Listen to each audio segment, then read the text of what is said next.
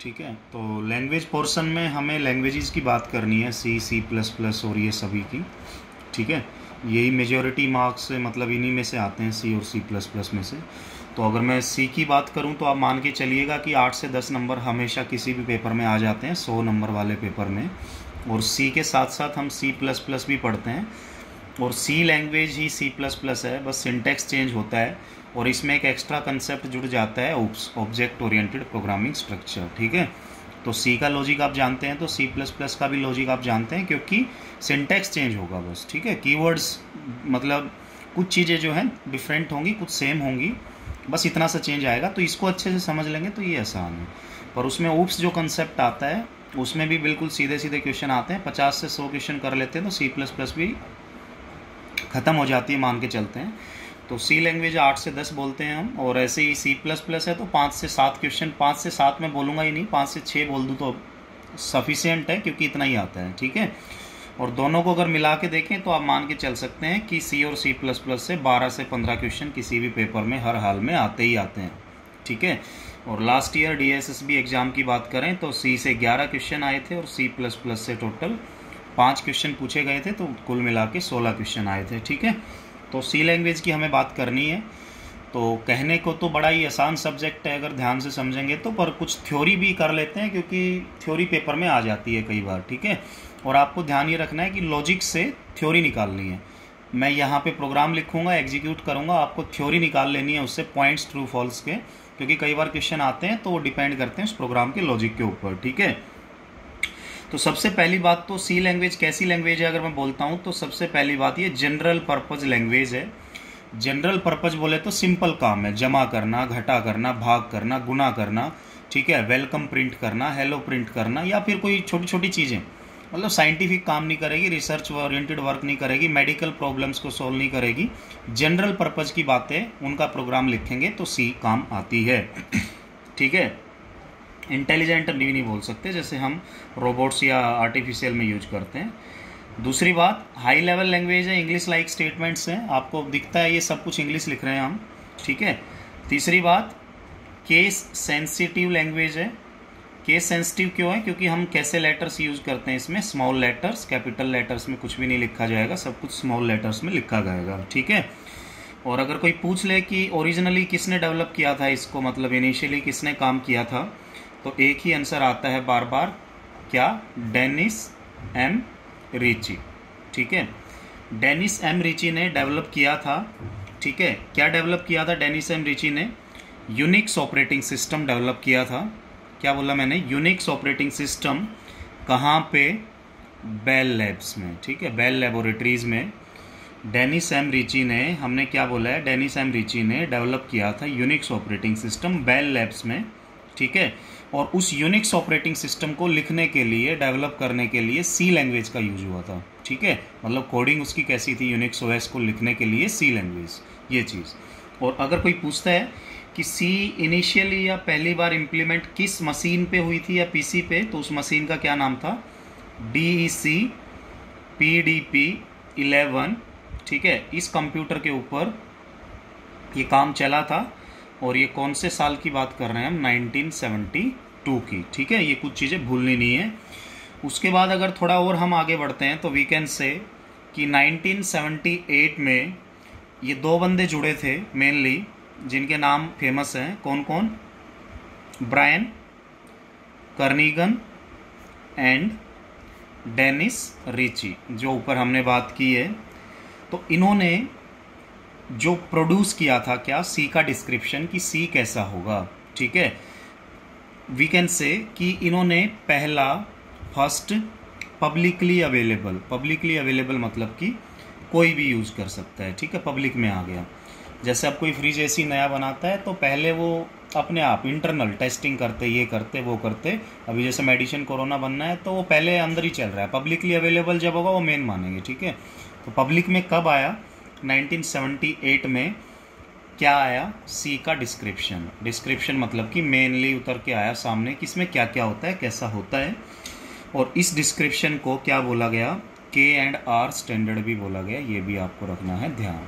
कुछ चीज़ें हैं जो आपको भूलनी नहीं है। कोई पूछ ले क्या क्या लिखा गया है सी में, तो हम बोल सकते हैं यूनिक्स ऑपरेटिंग सिस्टम सी में लिखा गया है, कंपाइलर जो है वो भी सी में लिखा गया है, ठीक है। और मेनली बहुत सारे यूनिक्स एप्लीकेशन प्रोग्राम्स भी जो हम लिखते हैं वो भी सी लैंग्वेज में ही लिखे जाते हैं, लिखे गए हैं। ये कुछ एप्लीकेशन है जो हम बात कर सकते हैं, ठीक है। ये all these are written in C. और सी को अगर पूछ लें कि इसके कुछ फीचर्स बताइए, तो फीचर्स हम बोल सकते हैं इजी टू लर्न है, आराम से सीखी जा सकती है और लैंग्वेज के मुकाबले देखें तो। स्ट्रक्चर्ड लैंग्वेज है। स्ट्रक्चर्ड लैंग्वेज का मतलब क्या है कि अगर 1 2 3 4 5 इस ऑर्डर में लाइंस हैं कोई भी, जैसे मेन है, ब्रैकेट है, इंटीजर है और ऐसे कुछ भी, तो इसको अगर इसी ऑर्डर में लिखेंगे तो एग्जीक्यूट सही से होगा। अगर इनको 1 5 4 3 2 ऐसे लाइंस चेंज कर देंगे तो कोई फ़ायदा नहीं है, वो वेस्ट हो जाएगा प्रोग्राम, एरर्स आएंगी, वार्निंग्स आएंगी, ठीक है। तो स्ट्रक्चर्ड है क्योंकि हर लाइन की अपनी अहमियत है, उसको उसी ऑर्डर में लिखना ज़रूरी है, ठीक है। दूसरे ऑर्डर में लिखेंगे तो काम नहीं चलेगा। जैसे हम सोशल साइंस का पेपर दें, एडवांटेजेस लिखें, या जैसे हम मतलब करते थे ना, कुछ पॉइंट्स लिखते थे, अभी भी बोले हम कि कोई टेक्निक के एडवांटेजेस लिखिए, तो टेक्निक के एडवांटेज हम कैसे भी लिख दें, कोई फ़र्क नहीं पड़ता। पर मैथ का अगर न्यूमेरिकल सोल्व करना है वैसा भी, या मैथ का क्वेश्चन, तो उस सीरीज़ में लिखना ज़रूरी है। अगर नहीं लिखेंगे तो दिक्कत है, ठीक है, वो गलत हो जाएगा, ऊपर नीचे लाइंस नहीं कर सकते ये चीज़। अगर पूछ ले क्या ये एफिशिएंट प्रोड्यूस करता है प्रोग्राम्स, तो बिल्कुल ये भी लिख सकते हैं, प्रोड्यूस एफिशिएंट प्रोग्राम्स। एफिशिएंट का मतलब कि कम लाइंस में ज़्यादा अच्छा लॉजिक या फिर अच्छी बात, कोई फ्रूटफुल बात कम लाइंस में लिख सकते हैं, मीनिंग ये हो सकता है, ठीक है। इसके बाद क्या ये वो ठीक है, इससे अच्छा करेंगे, पर इसमें ये लिखना जायज़ है, इसको गलत नहीं ठहरा सकते, ठीक है। हम ये भी बोल सकते हैं it can handle low level activities. Low level activities का मतलब है, लो लेवल में कौन आता है, हार्डवेयर, मतलब कि हार्डवेयर के साथ कंपैटिबल रहता है, हार्डवेयर को मैनेज कर लेता है, ठीक है। हार्डवेयर पे इम्प्लीमेंट करना इसको ज़्यादा मुश्किल नहीं है, ये भी हम बोल सकते हैं। और एक और बात बोल सकते हैं, it can be compiled on variety of computer platforms, मतलब कि पोर्टेबल, ठीक है। क्या बोला मैंने, इट कैन बी कंपाइल्ड, इसको बहुत सारे वैरायटी ऑफ कंप्यूटर प्लेटफॉर्म्स, ठीक है, प्लेटफॉर्म्स मतलब कि डिफरेंट विंडोज़ या जो भी है, ठीक है, इन चीज़ों पे। और अगर इसके और कुछ फैक्ट्स की हम बात करें सी के, तो हम ये भी बोल सकते हैं कि वाई सी वाज इन्वेंटेड। अगर ऐसे क्वेश्चन आता है तो आपको बोलना है C was invented to write an, initially अगर बात करें to write an Unix operating system, ठीक है। ये अगर बात पूछी जाती है तो अगर कोई पूछ ले कि सी किसका सक्सेसर है, तो C is successor of B language. इससे पहले कोई बी लैंग्वेज थी, ठीक है, हमारा सिलेबस में सी रहती है। और ये बी लैंग्वेज कौन से ईयर में आई थी, 1970 में आई थी, ये भी हम लिख सकते हैं, ठीक है। और अगर कोई ऐसे पूछ ले कि Unix operating system totally written कब हो गया था सी में, मतलब कंप्लीटली अवेलेबल वो कब हो गया था, तो we can say Unix OS totally written in C by 1973, 1973 तक लिख लिया गया था। अगर कोई बोले कि इसको मार्का कब मिला था, मार्का बोले तो स्टैंडर्डाइज्ड फॉर्म में कब आई थी, या किसी पर्टिकुलर मॉडल, या वी कैन से कि स्टैंडर्ड ने इसको अपना नाम कब दिया था कि हाँ ये सब ये फॉलो करती है, तो वी कैन से कि अमेरिकन नेशनल स्टैंडर्ड इंस्टीट्यूट ने इस लैंग्वेज को, सी लैंग्वेज को फॉर्मलाइज्ड कब किया था। फॉर्मलाइज्ड करना मतलब कि एक वेल ऑर्गेनाइज्ड वे में उसको बताना या रिप्रेजेंट करना कि इसके अंदर ये फीचर्स हैं। कौन से साल में किया था, तो इन 1988, ठीक है। Language C language was formalized in 1988 by which institute, American National Standard Institute या आंसर, ठीक है, ये ध्यान रखना है। तो ये सारे इम्पोर्टेंट बातें हैं जो कि कभी भी पूछ ली जाती हैं तो आपको आनी चाहिए, ठीक है, ओके। और एक और हम बात करें तो जैसे अपना एग्जाम्पल हम लें जो फेमस है, जैसे लाइनेक्स ओएस है, या फिर RDBMS हम पढ़ेंगे क्या, MySQL, ये भी अगर पूछ लिया जाए कि किस में लिखे गए हैं तो सी लैंग्वेज में लिखे गए हैं। ये सारी बातें आपको याद रखनी है, ठीक है। तो सी एक तरीके से सिस्टम डेवलपमेंट लैंग्वेज है जो एक सिस्टम डेवलप करती है, ठीक है, क्योंकि ये ऐसे कोड प्रोड्यूस करती है। सी प्रोड्यूस कोड, कैसे कोड, जो कि रन कर सकते हैं as fast as code written in assembly language. अगर किसी ने माइक्रो प्रोसेसर की लैब अटेंड की है तो वहाँ पे असेंबली लैंग्वेज के प्रोग्राम रन किए होंगे आपने डिफरेंट माइक्रो कंट्रोलर्स पे, तो वहाँ पे बड़ा फास्ट होता था, इनपुट आते ही आउटपुट आती थी। तो ये यही बोलता है कि सी के प्रोग्राम्स भी, ठीक है, उतना ही फास्ट रन करते हैं जितना जैसे आप कंपाइल मार के रन मारते हो तभी आ जाता है आंसर। ये बात के लिए इसको बोला गया है, ठीक है, कि असेंबली के इक्वल फास्ट भी मान के चलें तो गलती नहीं हो सकती। और ऐसे ही अगर मैं कुछ बात और बोल दूं कि सी का यूज कहाँ कहाँ किया जा सकता है या सी से लेके क्या क्या लिखा जा सकता है, तो नंबर 1 ऑपरेटिंग सिस्टम लिखा जा सकता है, नंबर 2 कंपाइलर्स लिखे जा सकते हैं। कंपाइलर्स आपको पता है क्या करते हैं, किसी भी हाई लेवल को असेंबली में कन्वर्ट करते हैं। कंपाइलर का अलग से चैप्टर पढ़ेंगे, चिंता करने वाली बात नहीं है। ऐसे ही कंपाइलर लिखा तो वी कैन से असेंबलर्स भी लिखे जा सकते हैं, असेंबलर्स की कोडिंग भी की जा सकती है सी को लेके, ठीक है। टेक्स्ट एडिटर्स, अगर टेक्स्ट एडिटर्स आपको करने हैं तो उसमें भी सी का यूज किया जा सकता है, ठीक है। नंबर 5 हम बात करते हैं, अगर प्रिंट स्पूलर्स की बात करनी है, स्पूलिंग आपको पता है कि जो क्यू होता है प्रिंटर के अंदर, सी का यूज वहाँ भी किया जा सकता है, ठीक है। नेटवर्क ड्राइवर्स की अगर हम बात करें, ड्राइवर्स आप समझते हैं मैं भी, ठीक है, इनको लेके भी हम सी का यूज कर सकते हैं। डेटा बेसिस में भी यूज होता है, वो आपको पता चल ही गया, ठीक है। और इंटरप्रेटर्स और कंपाइलर में डिफरेंस आपको पता भी होगा, पर बात कर लेंगे इसकी भी। लैंग्वेज इंटरप्रेटर्स में भी यूज किया जाता है, ठीक है। तो ये कुछ सारी चीज़ें हैं जहाँ पे सी को लेके हम यूज करके उनको बना सकते हैं, कभी भी आपको भूलना नहीं है। तो ये सारी बातें होने के बाद हम आते हैं कि सी क्या होती है, सी का प्रोग्राम क्या होता है। तो प्रोग्राम तो आपको पता ही है, line by line code. Algorithm है तो इनफॉर्मल डिस्क्रिप्शन है, और प्रोग्राम है तो फॉर्मल है। फॉर्मल बोले तो जिसको रन किया जा सकता है, ठीक है। तो सी के प्रोग्राम में अगर कोई साइज़ पूछ ले कि इसका साइज़ क्या होता है किसी भी प्रोग्राम का, तो आपको बोल देना है 3 लाइन से लेके मिलियन ऑफ लाइन्स तक इसका साइज हो सकता है, ठीक है। मिलियन ऑफ लाइन्स तक, 3 lines two million of lines. और इसको हम कहाँ पे लिखते हैं, इसको टेक्स्ट एडिटर्स में लिखते हैं, या फिर टर्बो सी आपने यूज किया होगा। और एक्सटेंशन क्या यूज की जाती है किसी प्रोग्राम को सेव करने के लिए, .c। जैसे हम कोई भी प्रोग्राम लिख दें, XYZ एक प्रोग्राम है तो .c, वो टेक्स्ट फाइल हम जो है कोई भी टेक्स्ट फाइल जिसमें सी लैंग्वेज का प्रोग्राम लिखा गया है उसको .c करके यूज करते हैं सेव, ठीक है। ये चीज़ है। तो अगर इसकी हम बात करें, अभी तो हम वही है कि छोटी छोटी बातें कर रहे हैं जिनकी कोई नीड ही नहीं है, मतलब ये ऐसी बातें हैं कि मैं आपको लिख के भी दे देता तो आप पढ़ लेते, ठीक है। तो मैं आपको एक बात बोलता हूँ कि अगर आपको सी का प्रोग्राम रन करना है, ठीक है, तो आपको 2 चीज़ें चाहिए। क्या क्या? सी का कोई भी प्रोग्राम रन करने के लिए एक तो आपको चाहिए टेक्स्ट एडिटर, एक तो क्या चाहिए आपको, टेक्स्ट एडिटर जहाँ पे अपना टेक्स्ट लिखना है, एडिट करना है, मॉडिफाई करना है, और दूसरा चाहिए सी का कंपाइलर। ये 2 चीज़ें मेन है, ठीक है। और टेक्स्ट एडिटर की नीड क्या है, आपको अपना प्रोग्राम टाइप करना है, कहाँ पे करेंगे, टेक्स्ट एडिटर में करेंगे। और इसके एग्जांपल्स क्या हो सकते हैं टेक्स्ट एडिटर्स के, जैसे विंडोज़ में नोटपैड होता है, मे भी आप जानते हैं नोटपैड में आपने कुछ टाइप किया होगा, ठीक है। VI एडिटर भी होता है, विम भी होता है। तो ये बहुत सारे एग्जांपल्स हैं, आपको टेक्स्ट एडिटर्स के आप देख लेना है यहाँ वहाँ से कहीं से भी। तो यहाँ पे हम क्या करते हैं, लिख देते हैं अपना प्रोग्राम किसी फाइल में .c करके, और वो फाइल क्या कहलाती है, सोर्स फाइल्स कहलाती है, ये कह सकते हैं, ठीक है। और इसको सेव कर देते हैं, और बाद में इसको हम क्या करते हैं, कंपाइल करके फाइनली एग्जीक्यूट कर देते हैं।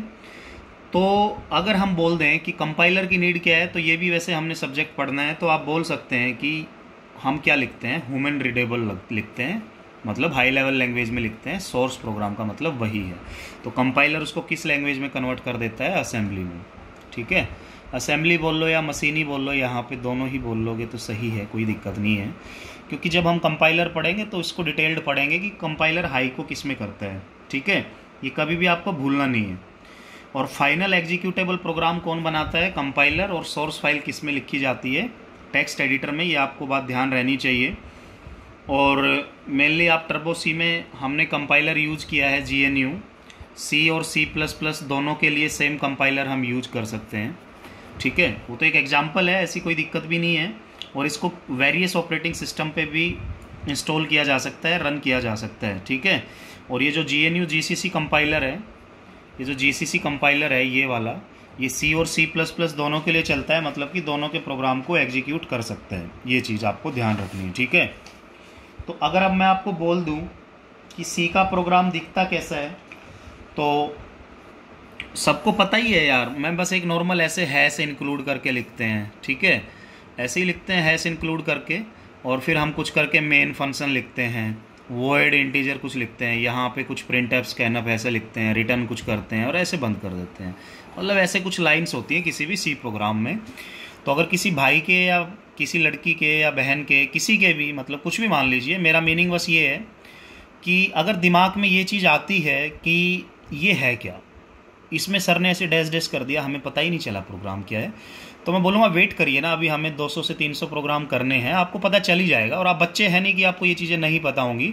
मैं इस टॉपिक को छोड़ देता हूँ कि इसके अंदर कितनी लाइंस होती हैं, किसको क्या बोलते हैं, प्री प्रोसेसर कमांड्स कौन सी होती हैं, फंक्शन क्या होते हैं, वेरिएबल क्या होते हैं, स्टेटमेंट एक्सप्रेशन क्या होते हैं, कमेंट्स क्या होती हैं, क्योंकि वो अभी जो हम प्रोग्राम करने वाले हैं उसमें आएंगी सारी बातें, एक एक करके देख लेंगे ना, स्मार्ट वे में वर्क करते हैं ना। और कुल मिला के इस प्रोग्राम को कैसे हम हाई से लो में करते हैं तो कंपाइलर में तो देखना ही है। तो कंपाइलर डिज़ाइन सब्जेक्ट जो पढ़ते हैं उसमें देखेंगे इसको, ठीक है, तो चिंता ना करें।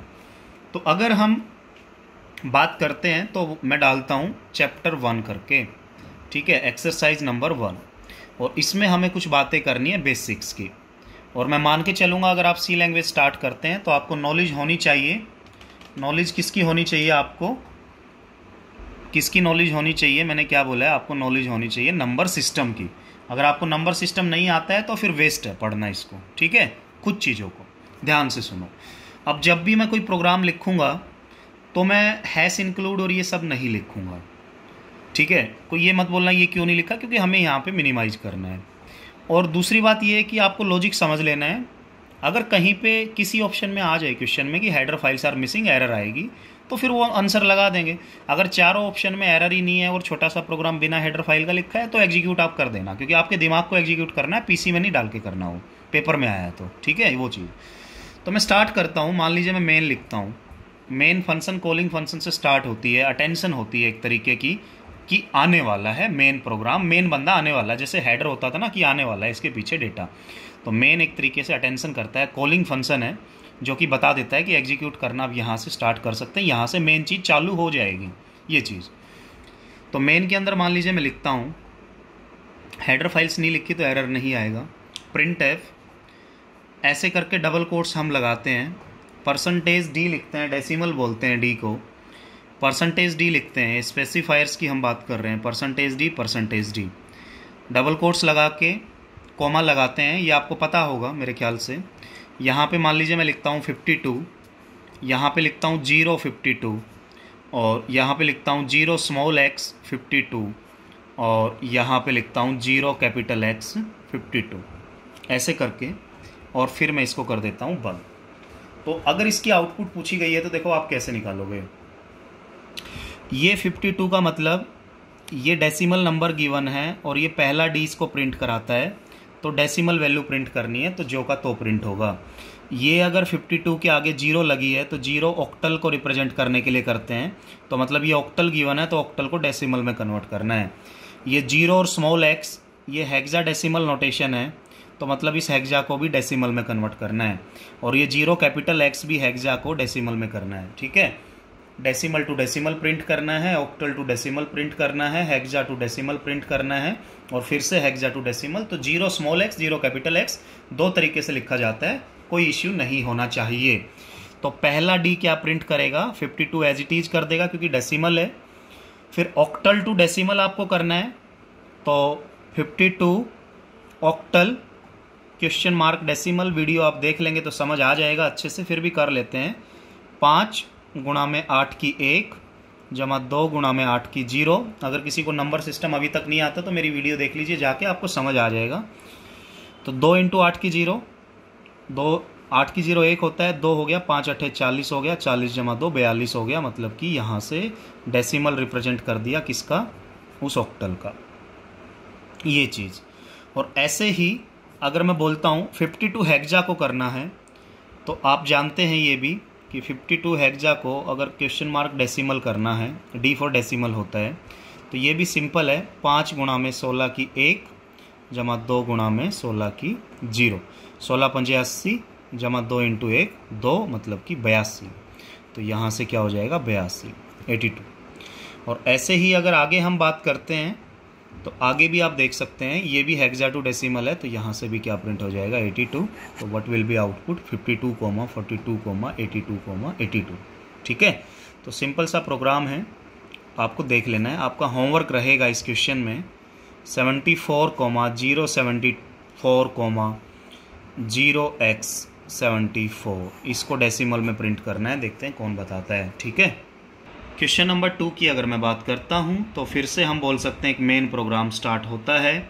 हमें प्रिंट एफ करना है। क्या करना है? Print F. प्रिंट एफ आप समझते हैं ना, ये कीवर्ड होता है एक स्पेशल, पढ़ेंगे सी कंपाइलर में पढ़ेंगे इन चीज़ों को। तो अभी के लिए आप प्रिंट एफ मान लें, आउटपुट करनी है स्क्रीन पे। स्कैनर बोले तो इनपुट लेना है बंदे से। प्रिंट एफ आपको पता होगा, आउटपुट प्रिंट करने के काम आता है ये चीज़। परसेंटेज डी है, डेसिमल है। परसेंटेज ओ ऑक्टल है, स्मॉल ओ। परसेंटेज एक्स हेक्साडेसिमल है, कोमा 52, 52, 52 मान के चलते हैं और यहाँ पे इसको कर देते हैं बंद। डेसिमल टू डेसिमल प्रिंट करना है, डेसिमल गिवन है ऑक्टल में प्रिंट करना है, डेसिमल गिवन है हेक्सा में प्रिंट करना है। तो डेसिमल टू डेसिमल तो 52 हो जाएगा। डेसिमल टू ऑक्टल करो तो 52 को किस में करना है? ऑक्टल में। तो क्या करते हैं हम, भाग इसको डिवाइड करते हैं। तो ये क्या आ जाएगा 8 पे जाएगा, 8 6 48 हो जाएगा और बचेगा कितना 4। ठीक है, तो ऐसे होगा। तो उसके बाद तो छोटा नंबर है, भाग होगा ही नहीं। फिर भी करते हैं तो 0 पे लिख के यहाँ 6 लिख देते हैं। जैसे 8 यहाँ 0 लिख के 6 रिमाइंडर बचता है, वो ऐसे कर देते हैं। तो 0 6 4 और 6 4 एक ही चीज़ है। तो इसका मतलब दूसरी वैल्यू क्या आ गई 6 4, क्योंकि इसको ऐसे नीचे से ऊपर की तरफ लिखते हैं। ठीक है, ये तो आपको पता होगा। और ऐसे ही हेक्सा में करेंगे तो 52 की 10 को हेक्सा में करना है तो आपको क्या करना है, इसको 16 से भाग।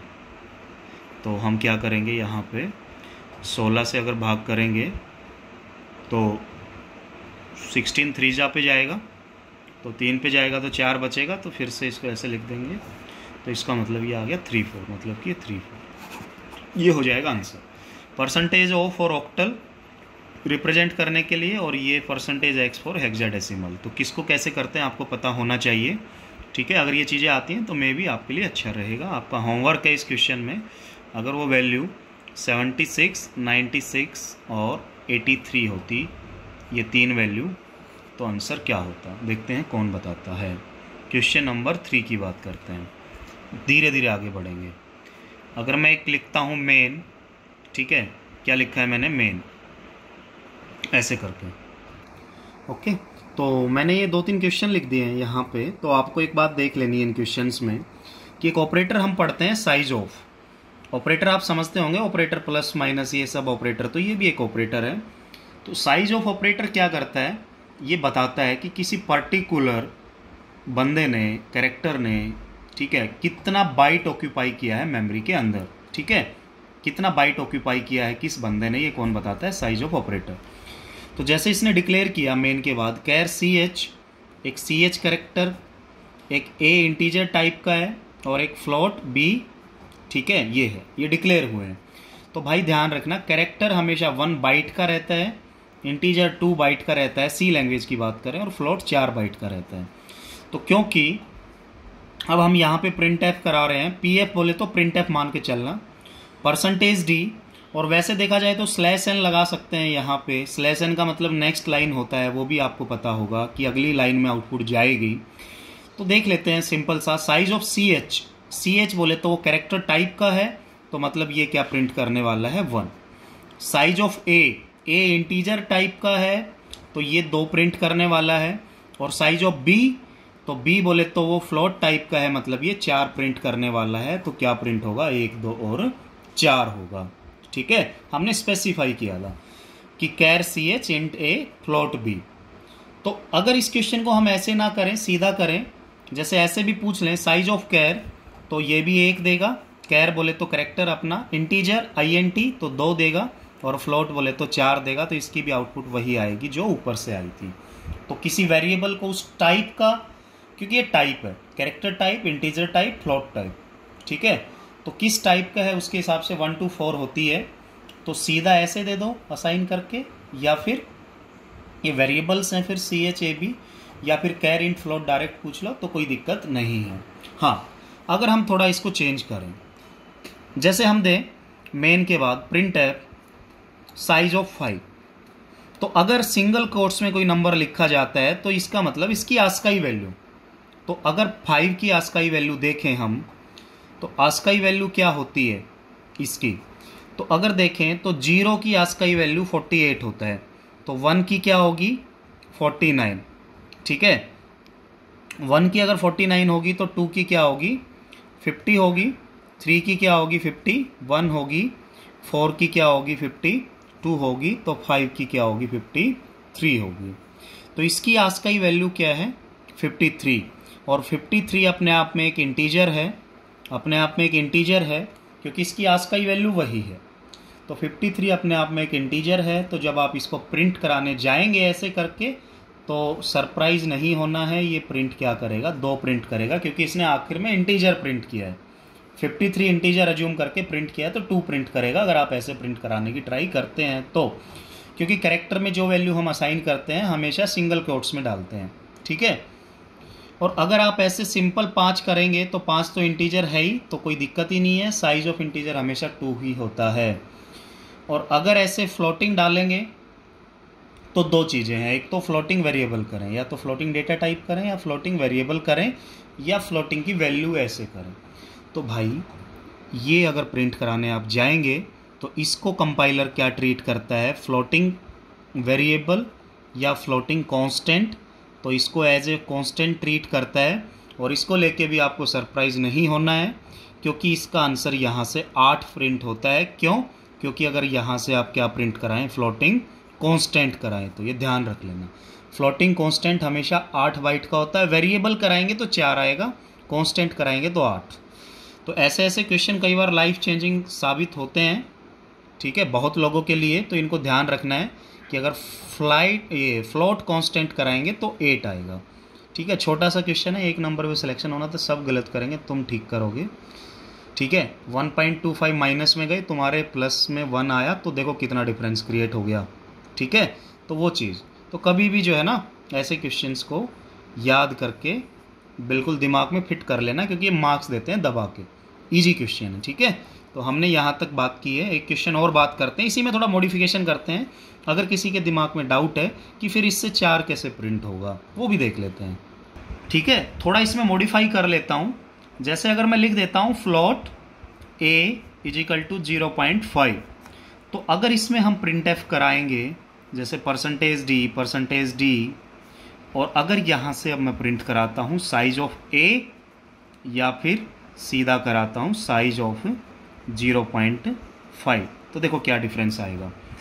क्योंकि ये वेरिएबल तुमने a फ्लोट डिक्लेयर किया है, तो साइज ऑफ a मतलब फ्लोट वेरिएबल की वैल्यू, तो ये देगा 4, और अगर सीधा फ्लोटिंग कांस्टेंट करोगे तो ये देगा 8। तो ऐसे अगर आपको 4 प्रिंट कराना है तो ऊपर उसको रिप्रेजेंट करिए, उसमें आपको डालिए, वैल्यू को इनिशियलाइज करिए, और बाद में उसको ऐसे प्रिंट कराएंगे तो 8 ही देगा, ऐसे कराएंगे तो 4 ही देगा। तो इसका डाउट आपको नहीं रखना है, ठीक है। तो ऐसी ऐसी कुछ और बातें हम करते हैं, आगे बढ़ते हैं, ठीक है।